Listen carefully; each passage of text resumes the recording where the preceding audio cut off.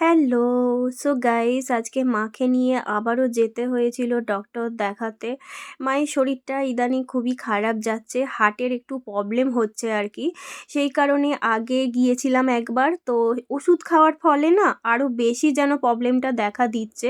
সেই কারণেই আবার গিয়েছিলাম ডক্টর দেখাতে। তো আমাদের বাড়ি ফিরতে সন্ধে হয়ে গিয়েছিল। সেই দুপুরবেলা গিয়েছিলাম কারণ প্রচণ্ড ওখানে ভিড় ছিল। তারপরে ফিরে আড্ডা আর তার সাথে চা খাওয়া চলছিল।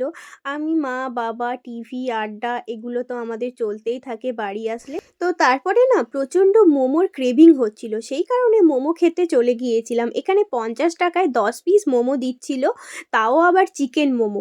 তো আমরা মোমো-টোমো নিয়ে চলে গিয়েছিলাম শ্বশুরবাড়িতে। তো যাই হোক মোমোটা খেতে কিন্তু একদমই বাজে ছিল। সেই জন্যই হয়তো ৫০ টাকায় ১০ পিস মোমো দিচ্ছিল।